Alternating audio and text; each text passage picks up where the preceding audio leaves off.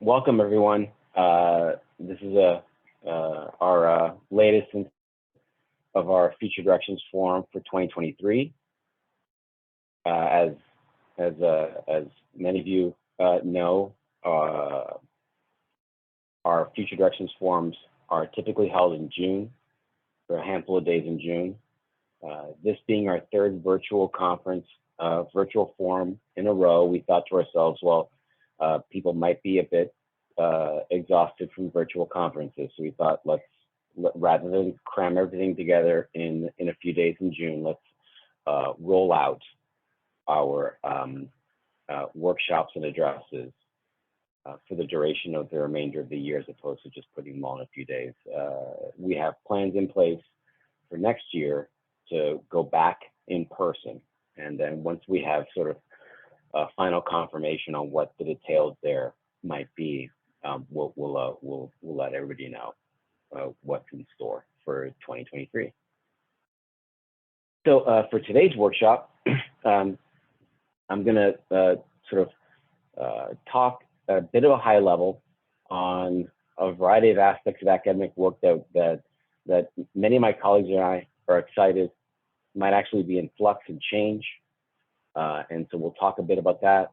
But as I'll mention later on in the workshop, I'm hoping that that we not only save a lot of time towards the end for a longer form discussion, but that we're also able to sort of share ideas or reactions to some of these on where we think academic work is headed in the next few years and decades.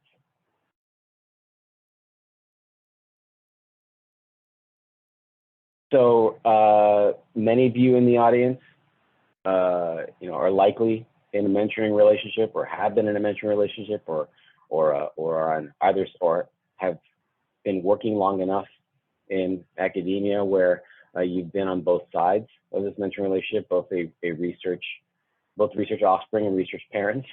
I am of the opinion that although our research family trees are quite beneficial to all of us, we get a lot of wonderful advice from our mentors and even fellow mentees who perhaps have been through some stages, like looking for a job or applying for a grant before we do, and therefore we get a lot of advice that way as well. I also tend to think that from time to time, a lot of really great ideas about mentoring and career development come from outside the family. And Lucina Uden and I published a paper last year, and we refer to these kinds of experiences as casual mentoring. Usually they come in the form of turning points in one's career where somebody's trying to seek focused advice on a very limited basis with somebody who doesn't have a formal mentoring relationship with them. I think this sort of falls, I think the Future Directions Forum in general sort of falls into that set of casual mentoring space.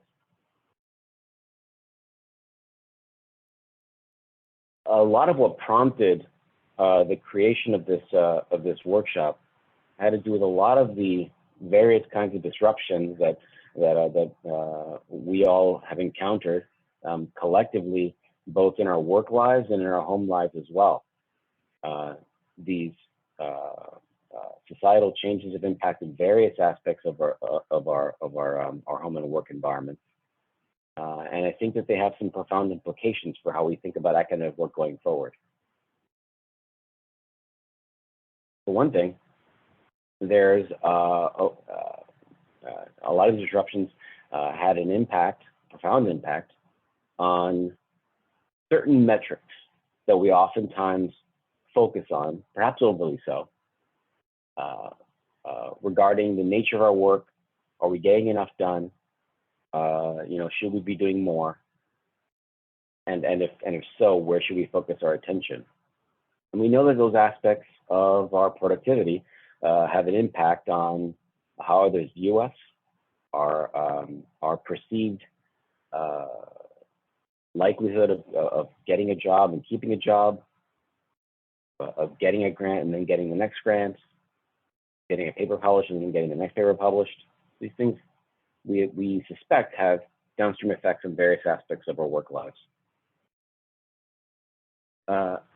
And I have to admit that a lot of these sort of aspects of our work lives rightfully so, produced a lot of consternation among us for a long time, in large part because some of us just quite frankly see it as unfair.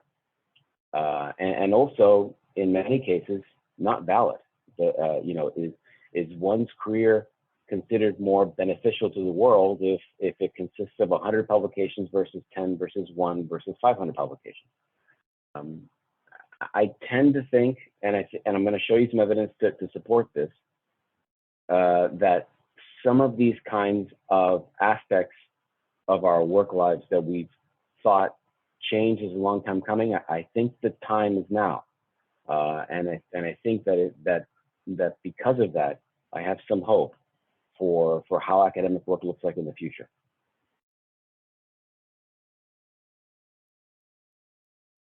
And part of what makes discussing these kinds of issues quite difficult is that a lot of it doesn't sound like a lot of fun to talk about, in part because the outlook for academic work, like anything else, is uncertain. And we encounter a lot of uncertainty throughout our careers, and it begins from at the very start of our training.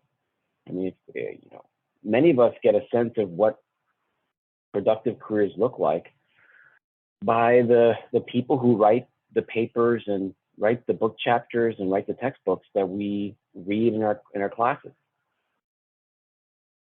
The upside with those classes is that we learn a lot about our discipline. We learn a lot about the sort of the book smarts about our discipline, what we need to know to feel like we're a card-carrying member of our discipline, whether it's psychology or human development or social work or pediatrics or nursing. But that learning comes at a cost. Oftentimes we read those papers, we read those chapters, read those textbooks, and we look at the names at the front of them and we ask ourselves, do I measure up, or can I ever measure up to this? So, standing on the shoulders of giants, has some costs and also some a fair amount of benefits. And sometimes we feel like maybe the costs outweigh the benefits, in part because we learn a lot, and then we kind of feel, do I even belong here? And that's what we call imposter syndrome. Usually, there's no evidence to back it up. You've done everything you're supposed to do to get wherever you need to go, but a part of you has this sinking feeling that maybe you haven't earned it, and if you honestly haven't earned it, at some point somebody's going to figure it out. I think a lot of our traditional foci on metrics of what's time well spent in your job play a big role in this. And although we'd like to think that our training programs sort of prepare us in the sense that they give us the tools to carry out academic work, I don't know if we've done our fair share of work, at least the folks who are faculty in these training programs, to really prepare people for all of these kinds of feelings,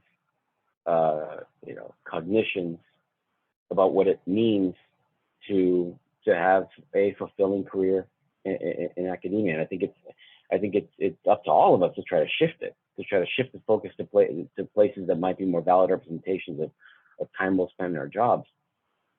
But I think a lot of it really falls on faculty to sort of at least provide some kind of model for what change might look like.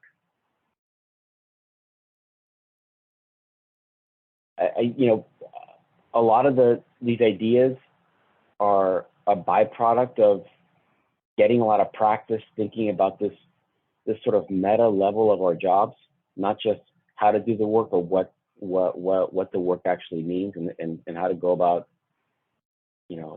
getting an accurate perspective on what it means to do this job well.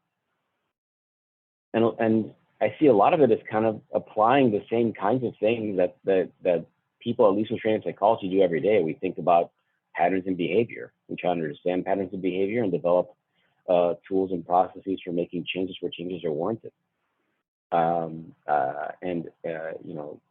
That's one of the reasons why I find a discussion of these topics, even when they're kind of difficult to talk about, I find discussions about them a lot of fun because I don't really see myself as doing anything different here than I would at the other parts of my job. I'm just looking at patterns.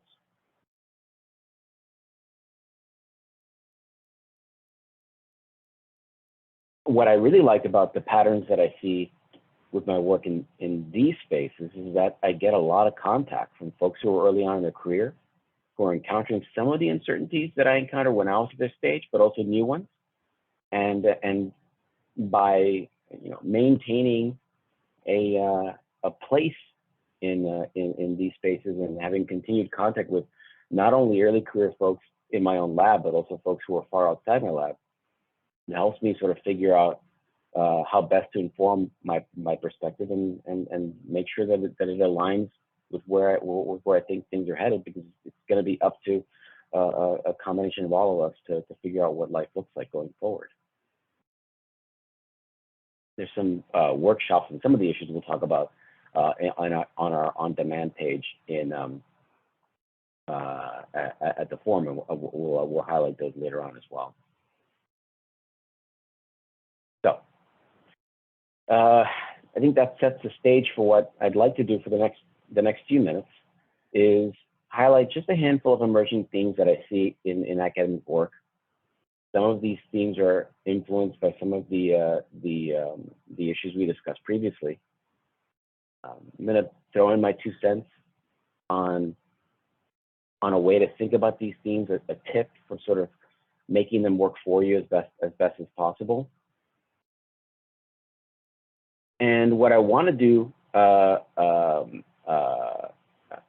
is save a lot of time at the end to hear your own reactions, to hear from you about your thoughts about these themes, about other things we didn't discuss, because I think that if substantive, meaningful, transformative change happens in how we approach academic work, it's going to take all of us to do it.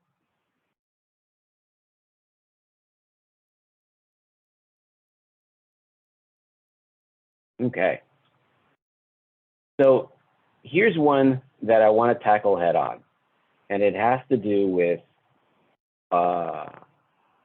academia's writ large, academia's obsession with raw productivity.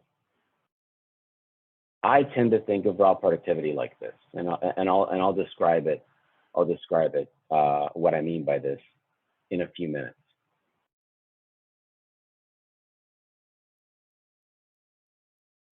So, I mean, these are all things that all of us have a sense of. If you spend any amount of time hearing people talk about academic work, hearing people introduce other people at conferences, reading other people's CVs, looking at their ResearchGate profiles, over and over and over again, we're exposed to this idea that one's value in this business is dictated by the number of pieces of work we've produced.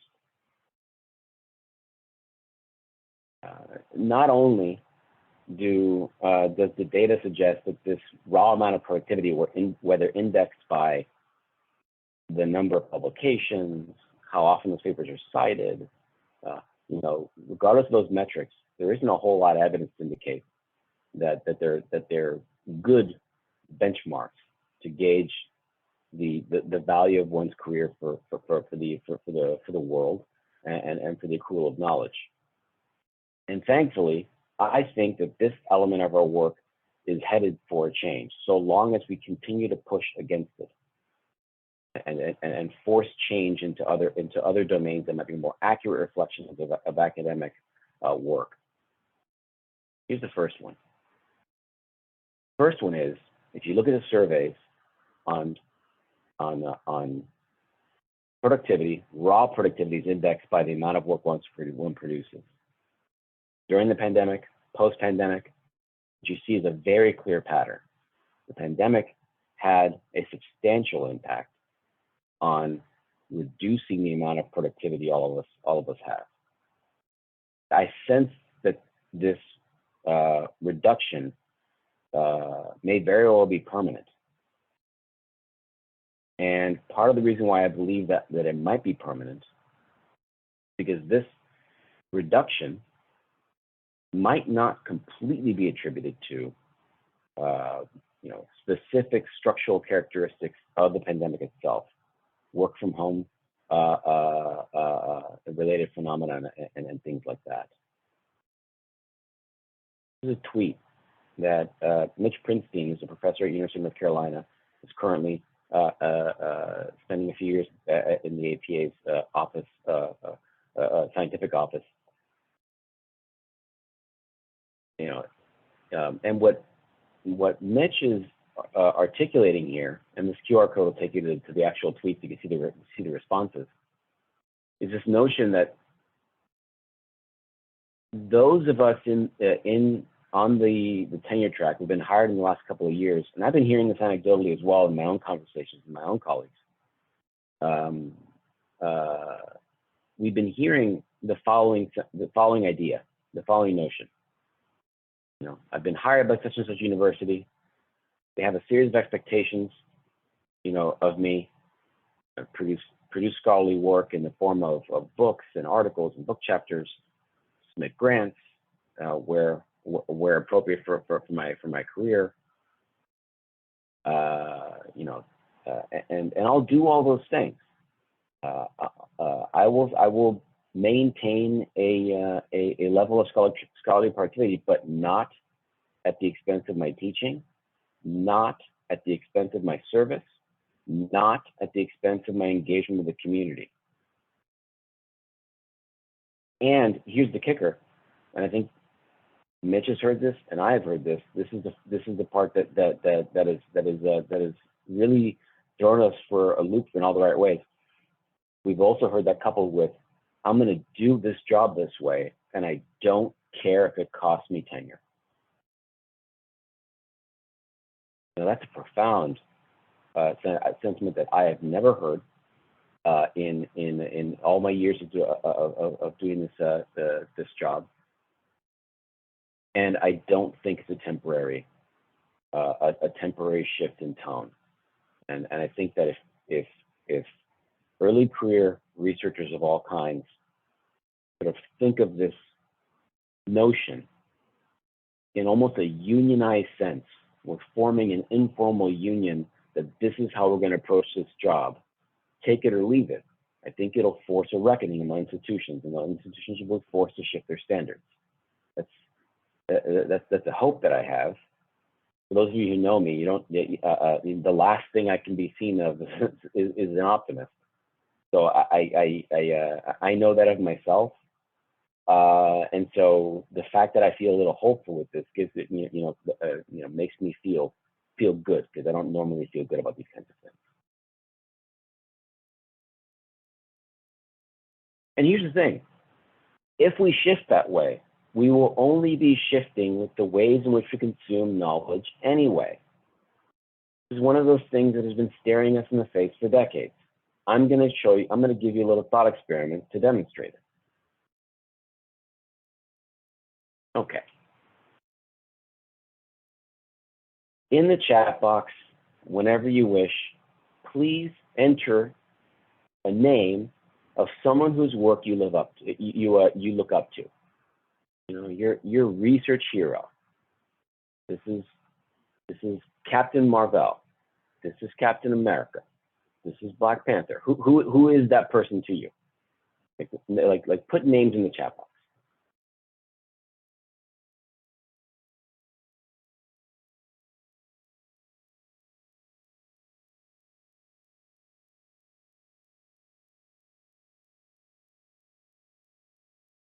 Fantastic. Okay, so we got some names.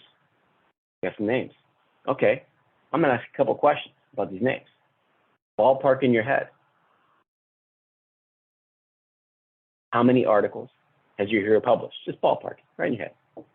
For any of those names, it's 50 papers, 100 papers, 200 papers, 300 papers, right? It's a big number.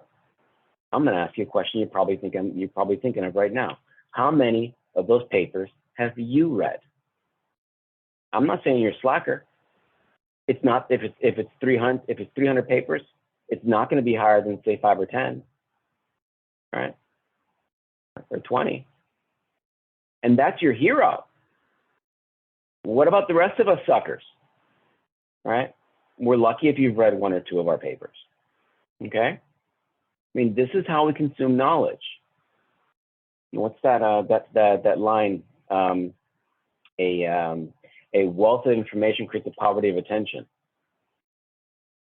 This is how we consume knowledge. We consume knowledge, in a way that represents but a fraction of what all of us produce in the aggregate. Quantity can't possibly be the way in which we define careers. It can't, because we just don't have time to read everything.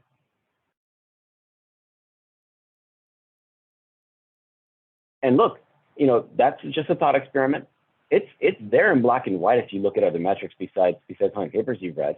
Let's use another metric that oftentimes makes no sense to rely on. Let's look at citations. Okay. Look at the Google Scholar pages of even leading researchers. What you'll find is a piece of what we already discussed. Lots of articles, and you'll see lots of articles get lots of citations. But if you track those citation patterns, you're going to see something in everyone's record. It happens over and over and over again. You will probably not find an exception. You'll find a citation cliff. Now, you might say to yourself, but not all cliffs are created equal. Some cliffs are really, really high. Some cliffs are really, really low.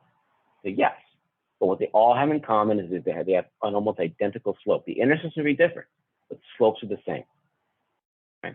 You'll find a few big pieces of work get lots of attention, lots of visibility, lots and lots of citations, and a huge decline.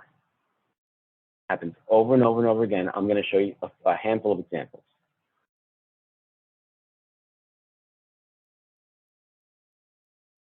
Okay, Terry Moffat. Terry Moffat should be just about everybody's research hero because a key reason for why we as a discipline are having conversations about nature and nurture as opposed to nature versus nurture can be attributed in large part to Terry Moffat's work and that of her colleague Adolescent. All right, take a look at this. Again, you look at the overall citations, very, very large. Look at that drop. It doesn't take you more than a handful of papers to then start seeing papers that, although are cited a fair amount, are just but a fraction of the biggest pieces of work they produced. Phil Kendall's page is the same kind of thing. A few home runs, and then a drop off, and then all of us have cited Ron Kessler. I mean, Ron Kessler's work is in every one of our introductions, and so not surprisingly, his stats are out of this world. And take a look at where things land from that top paper he's published. Tens of thousands of citations. Doesn't take you long before you start seeing things but a fraction of what they were. Now, for some of us, our entire careers will never hit that number. But that number is still way smaller than the stuff near the top. Over and over and over again. Citation cliff. Can people see my slides again?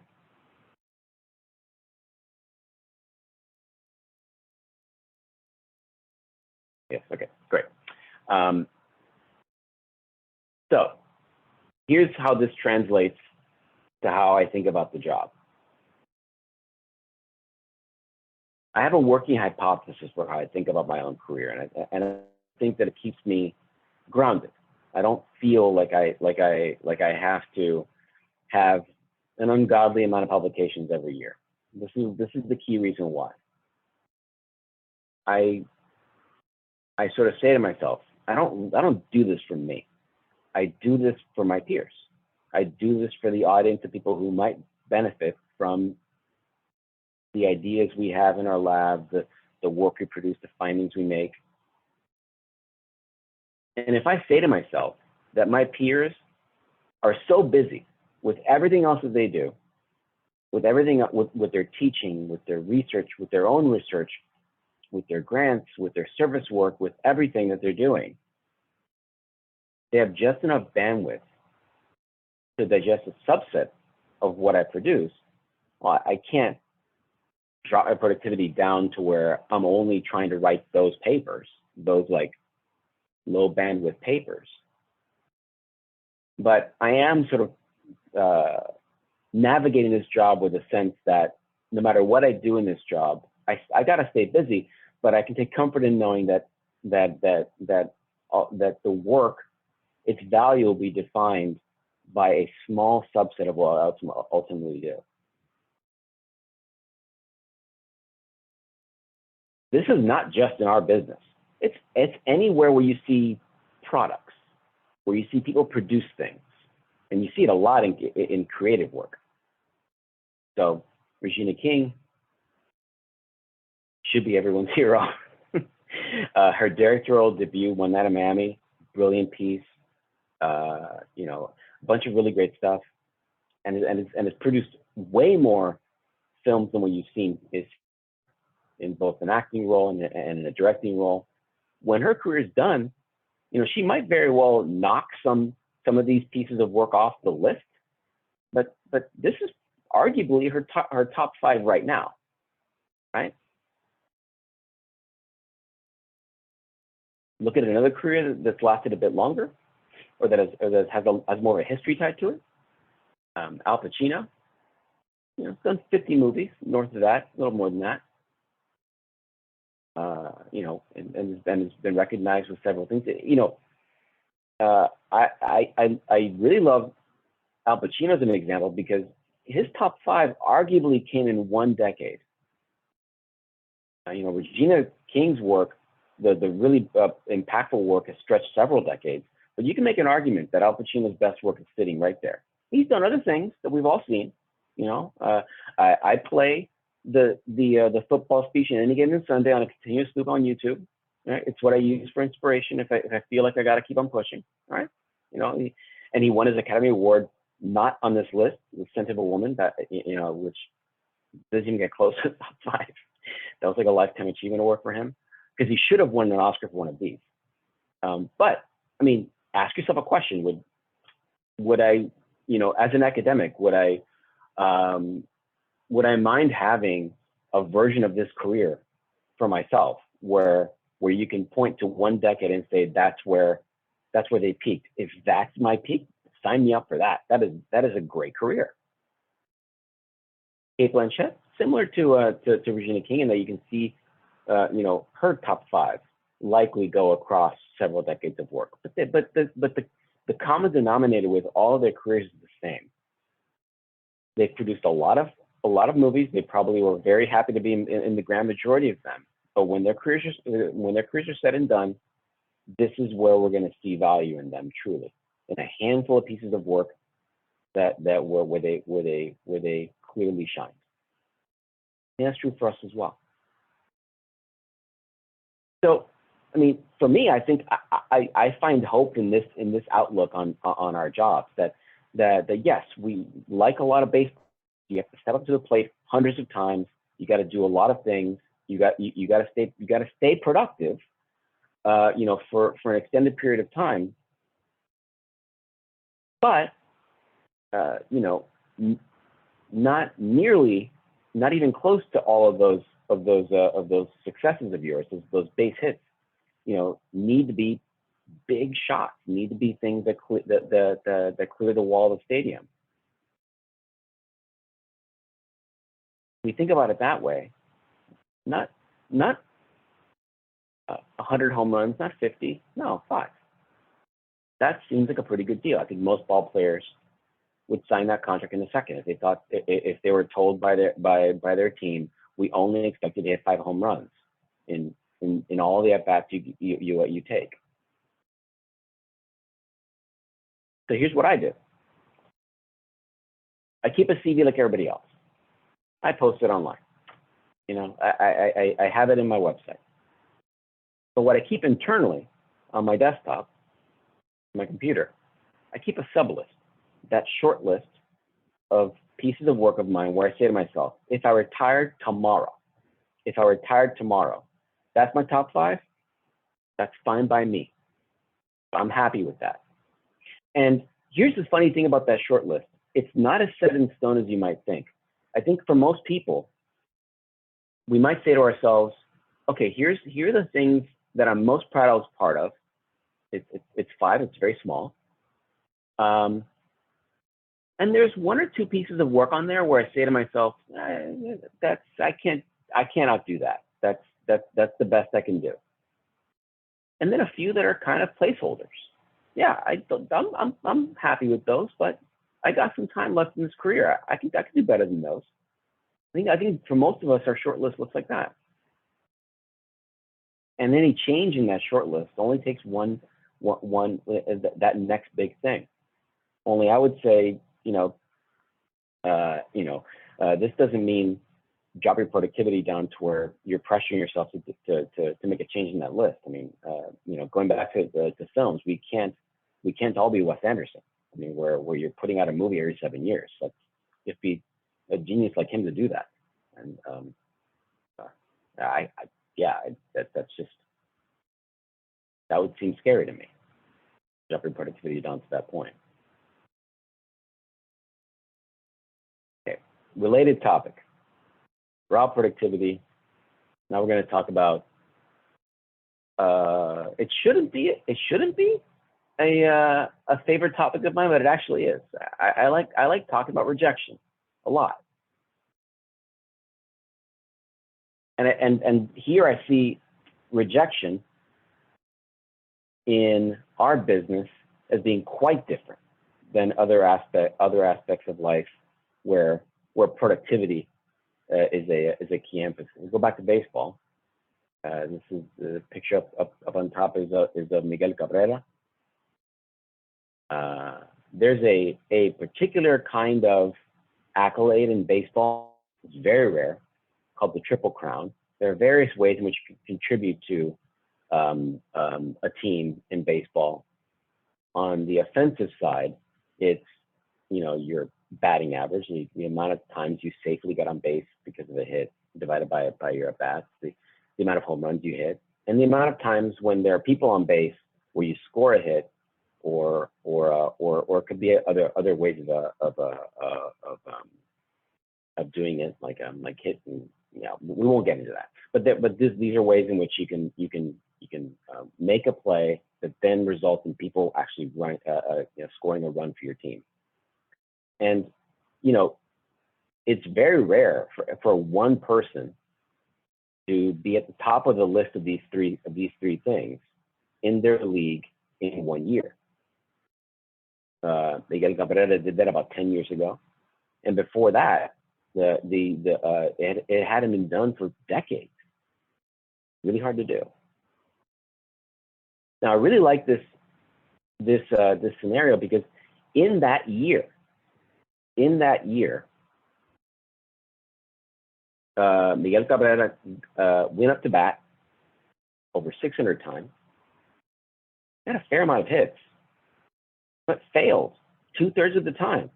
Failing 2/3 of the time in baseball is a big deal. Failing half the time, they'd build a statue in your honor if you did that over the course of several hundred at bats. Now, here's the thing with baseball. It's really interesting, is that when you see a baseball player get up to the plate, and it's been like maybe they have like their 300th at bat in a season. We're televising that at bat, no matter what the outcome is, and we've televised all 299 of the other at bats too.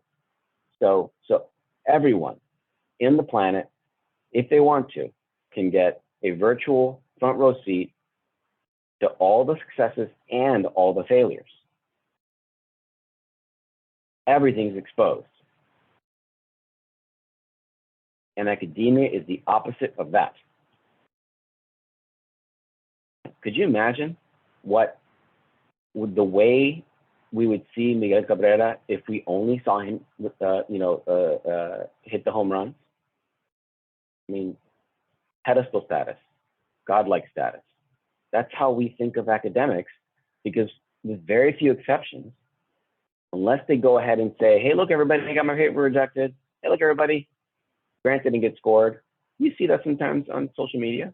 You see it on Twitter sometimes. But for the most part, our perceptions of academics are dictated by what we see them post publicly, and what you're seeing more often than not, way more often than not posted publicly, are all the good things that happened.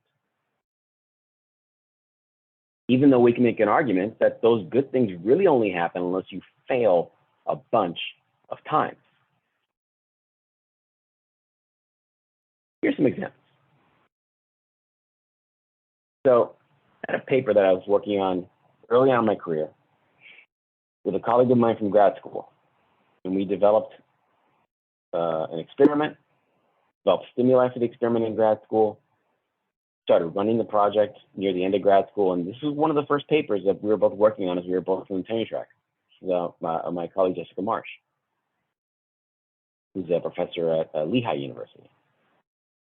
And we shopped that paper at a ton of places, got rejected by four places. And JCAP was fifth time's a charm there. And the paper that we published about 10 years ago now, where I wrote the first version of it in grad school, submitted a publication, got thoroughly rejected. I sent the reviews to my advisor. It was a paper I wrote on my own. My advisor encouraged me to write it, and I was like, what do I do? He gave me some really good advice. And at the end of the email, I still remember what he said. He's like, don't give up on this paper. And the paper, its final version was a 180 difference from what I originally submitted. And you know, it took 7 years, but he was right. Don't give up on papers that you really believe in. You know, and then same thing with this other paper from 2015. If there was all the time in the world, I could walk through the trials and tribulations of that one. It got submitted to one place, but wow, did we have to slog it out to eventually get the notice of acceptance. This is every single academic's job, every single academic's career. It's all these rejections, and then every once in a while somebody gives up and accepts your paper. And it's true of the grants. I've been on faculty at Maryland since 2008. I went 7 years. I went 7 years before I got my first grant. It wasn't until after I got tenure that I landed my first external grant. Some internal grants, some external grants were scored, nothing funded. Wasn't for another 3 years before I got my second one. That second grant, that one from 2018, is from the Institute of Education Sciences. We submitted it for the first time in 2011. IES only has annual competitions, so you submit once a year. We submitted that grant 5 times. 5 times. We submitted the first in 2011, and then had some periods where we thought maybe it isn't a good year to go in this time.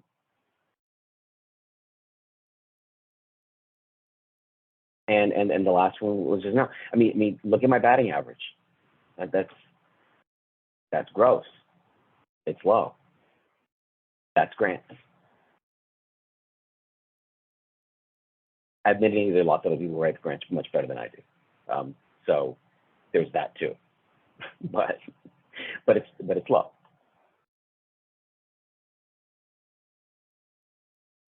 So, you know, the take-home message of this side is that rejection is a normative phenomenon in our business.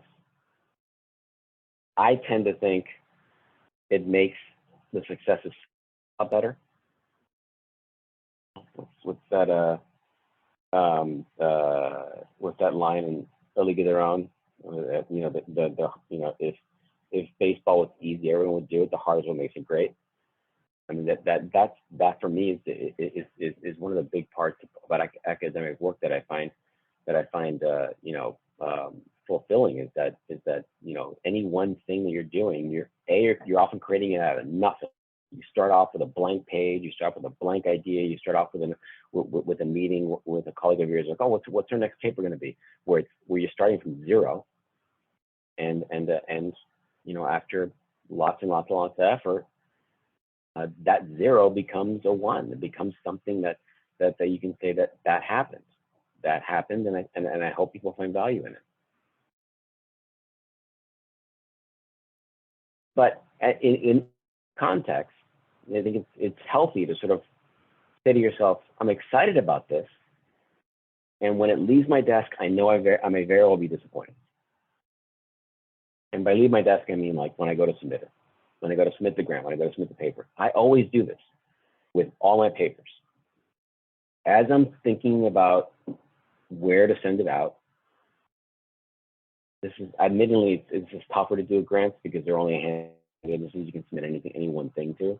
So papers are a good place for where this works. But I list out all the different journals where this paper might possibly be submitted to. And I'll tell you, maybe Plan A is like the daydream kind of place. Wow, what a great place it would be what a great vehicle to disseminate this paper, read by people who I want it to get read by. I mean, for every one of these papers, I get to Plan E, and I say to myself, man, Plan E would be great too. Yeah, but I got other places where I think it might find the right audience, but it'll get a good audience in that Plan E as well, and that helps motivate me sort of finishing it out. So it's more like, let's get the process started. If the process ends at Plan A, fantastic, but let's go ahead and get started with this because we may very well have to go to Plan E.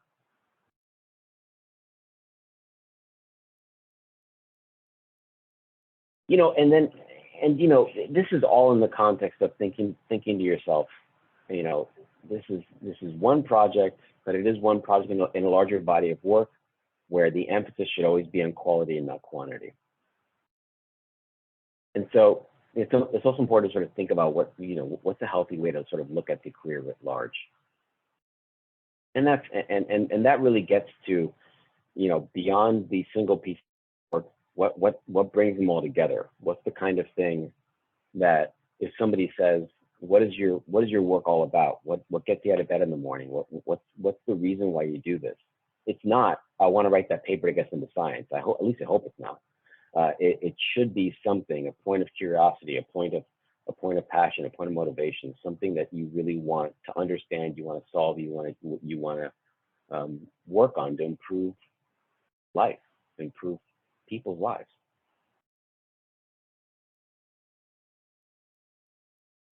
So, when it comes to figuring out what that means, what is that thing that motivates you? It's important to know that in some respects, that motivation comes with a combination of you sort of baseline kind of things that really motivate you, but also what you've inherited from your own research family. I don't think our families are all that different from other kinds of mentoring relationships you see in other areas of life. I personally really like the way in which the Marvel Cinematic Universe introduced Peter Parker into the universe, because if you for those of you who aren't familiar with the universe, this series of films that tell a collective story about all these characters that people have grown up and many know and love. In the context of that universe, they didn't introduce Peter Parker with Spider-Man 1. They introduced Peter Parker with a few minutes in somebody else's movie. And so he kind of got just a little bit of attention. And then the question was, will the audience find enough value in this character that they want to see this character for more than 15 minutes? In the context of that introduction, Peter Parker gets a mentor, gets another character within that universe that's more experienced, that has resources that Parker doesn't have, that shares those resources, that gives Parker a perspective on what it's like to have a job in this superhero space,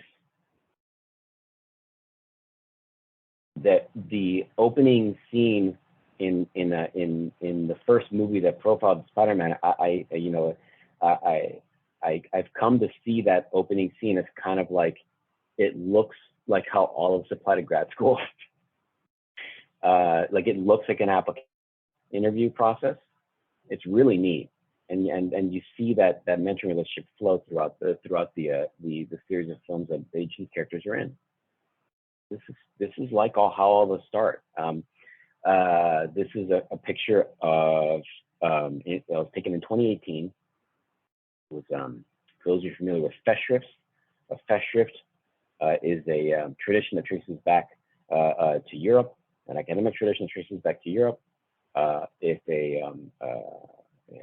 an academic of some prominence retires, it's kind of like a get together. In some aspects, some renditions of festschrifts, it's a compendium of work produced by colleagues and students of that mentor. This is a picture taken with Alan Kasdan's festschrift, which was held in 2018. And so he's on my right, and on my left is Wendy Silverman.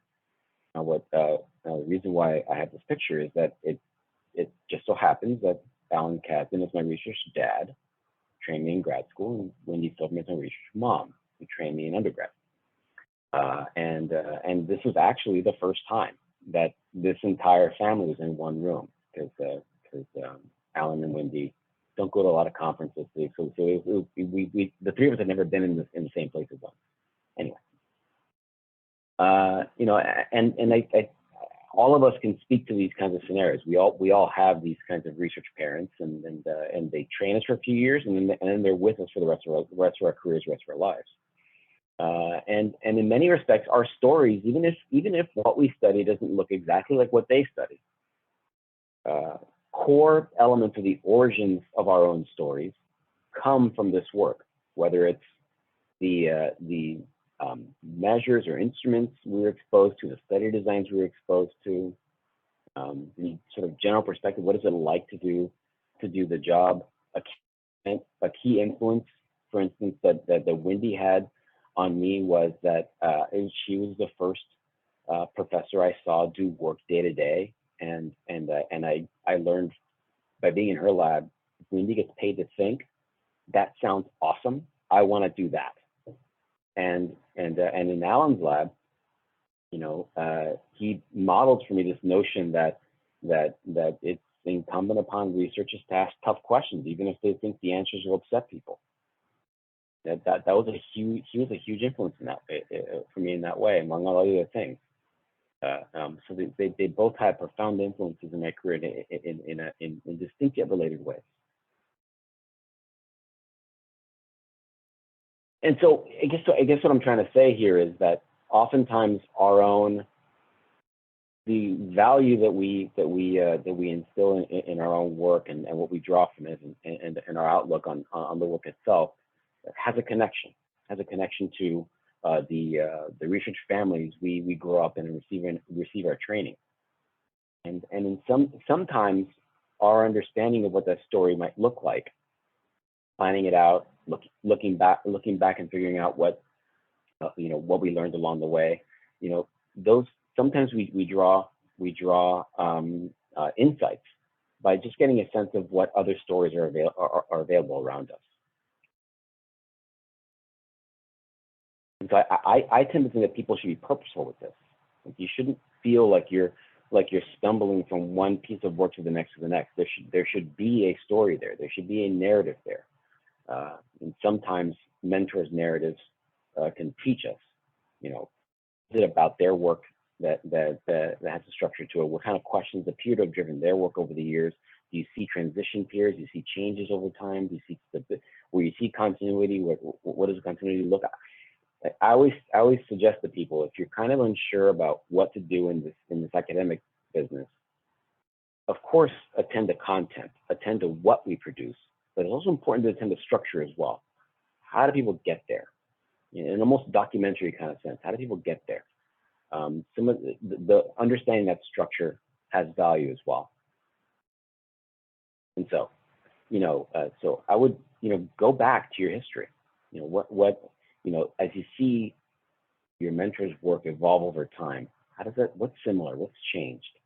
Sometimes that helps you figure out, well, is that a strategy that might benefit me, that might apply to my own work? Might I try a different strategy altogether? Sometimes those looks back can be useful.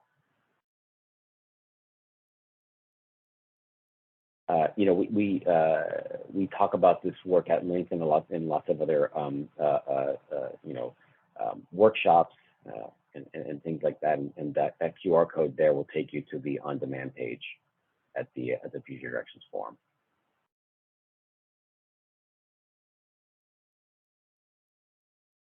Okay, last thing before we go, and I see that we have a fair amount of time. That's good. All right, so here's what I hope we can do with the remainder of our time. I'd really like it if we can have a discussion about these things. And here's why. Here's why I think we should. Go back to Mitch Prinstein's post. That shift that may very well be coming, coming to us in academic work. Those shifts don't occur on their own. They occur if and only if we force the change to happen. And that's not just coming from folks who are starting their careers, because you can force that change. You can say, this is how I'm going to live this job, take it or leave it. And but at the same time, it's not you who's going to wind up making an evaluation as to whether or not that change is something that'd be a benefit to academia writ large. That's us, the people who are actually looking at these records and making decisions about whose job has value and should be retained. And so that's up to people like me who vote on tenure committees, who write tenure letters, who serve on committee structures within institutions, who can tell deans and provosts and presidents that the way that we've been doing things is just wrong. It's wrong. It's not useful. It's not the way the world works when we consume, in terms of consumption of knowledge. And it's wasted capital, thinking about things in this raw productivity kind of way. And so, when I think about these issues, I think I'd like to think that we get where we hope things are headed, but we can't get there unless we all think about it together. And so I hope we're able to sort of close with any kind of questions or comments or concerns you might have about what we discussed today. And at the same time, it would be great to get a sense of how you think, of what things we think we can actually do to ensure these changes happen. What do you think you can do? Importantly, what do you think people like me should do? Because I think that a lot of this will take a strong amount of a fair amount of advocacy on more experienced scholars like myself, in addition to the hard choices that we know will make some people very happy and quite frankly some people unhappy if they want things to stay the way they are. I just hope they'll be outnumbered.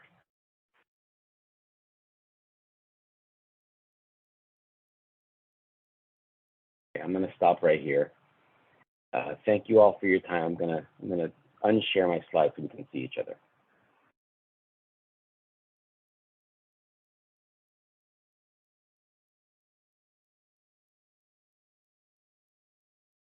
All right, everybody. Thank you for joining us. We look forward to seeing you at our next forum. Be on the lookout for what we have next.